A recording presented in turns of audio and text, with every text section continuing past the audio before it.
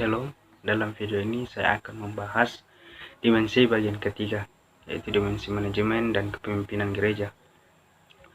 Kepemimpinan dan manajemen gereja adalah topik yang sangat penting dalam eksistensi sebuah gereja di masa kini.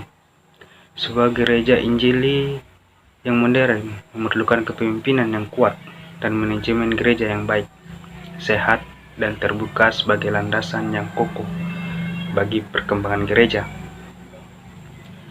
Manajemen berarti proses penggunaan sumber daya secara efektif, menangani suatu urusan untuk mencapai sasaran yang diharapkan. Manajemen juga adalah ilmu dan seni dalam perencanaan, pengorganisasian, dan pengontrolan daripada benda dan tenaga manusia untuk mencapai tujuan yang ditentukan lebih dahulu.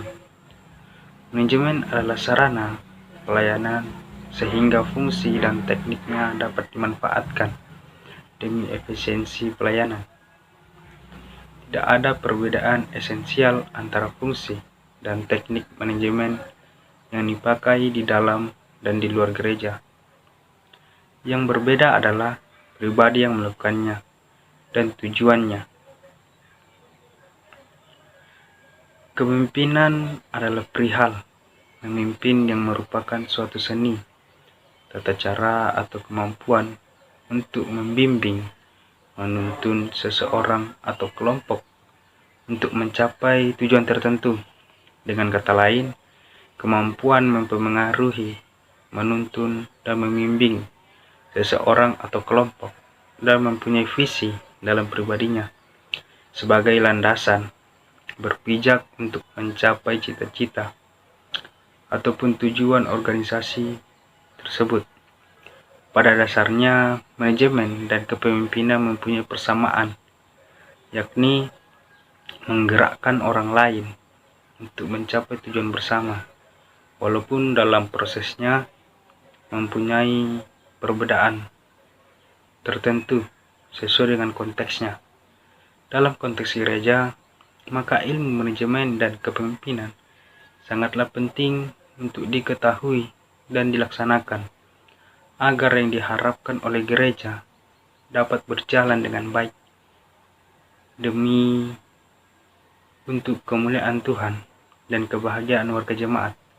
Seorang pemimpin adalah seorang pelayan yang melayani tujuan-tujuan Allah dengan diwujudkan melayani orang-orang yang dipimpinnya di dunia sesuai kehendaknya.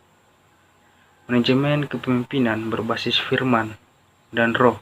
Di dalam Yohanes 15 ayat 7 mengatakan, "Jikalau kamu tinggal di dalam aku dan firman-Ku tinggal dalam kamu, mintalah apa saja yang kamu kehendaki dan kamu akan menerimanya."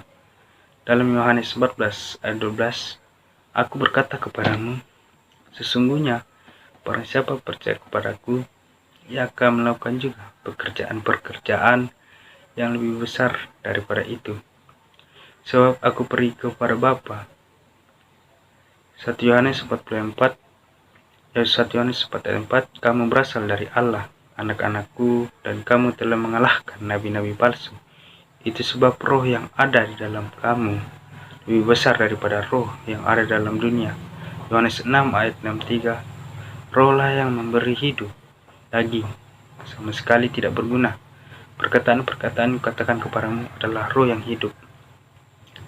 Hakikat kepemimpinan merupakan fenomena sosial yang selalu hadir dalam segala interaksi sosial dan juga merupakan pengalaman semua orang yang telah dimulai sejak manusia. Hakikat berarti intisari atau dasar kenyataan yang sebenarnya atau sesungguhnya. Ketika pemimpinan gerejawi dikaitkan dengan manajemen gereja, ada sebuah prinsip kebenaran, yaitu prinsip saling ketergantungan. Maksud pertanyaan ini adalah pemimpin adalah bagian dari sistem manajemen dari gerejawi. Dalam sebuah sistem manajemen yang baik, seorang pemimpin mempunyai ruang gerak dan kepastian akan tugas, hak, dan wewenangnya. sehingga pemimpin itu mempunyai ruang untuk mengembangkan dirinya. Sebaliknya, sebuah sistem manajemen yang buruk akan membuat kekacauan dalam sebuah pelayanan. Misalnya, tumpang tindih beban pelayanan karena tidak adanya pembagian tugas yang baik. Di sisi lain, seorang pemimpin yang kompeten akan mampu memimpin gereja menuju sistem manajemen gereja yang lebih baik dan lebih kontekstual. Sedangkan pemimpin yang tidak kompeten justru berpotensi merusak sistem manajemen gereja yang ada. Jadi maju atau mundurnya kepemimpinan rohani yang melayani di gereja tidak dapat dilepaskan dari sistem manajemen gereja. Bahkan bila pemimpin itu tidak melayani di sebuah gereja pun, sistem manajemen pribadinya akan mempengaruhi kemajuan atau kemunduran pelayanannya.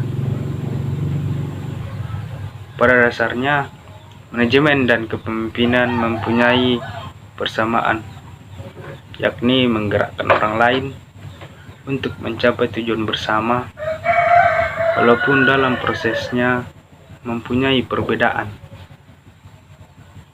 sesuai dengan konteksnya. Dalam konteks gereja, maka ilmu manajemen dan kepemimpinan sangatlah penting untuk diketahui dan dilaksanakan agar yang diharapkan oleh gereja dapat berjalan dengan baik demi dan untuk kemuliaan Tuhan dan kebahagiaan warga jemaat. Sekian video saya kali ini, semoga bermanfaat dan see you next time video.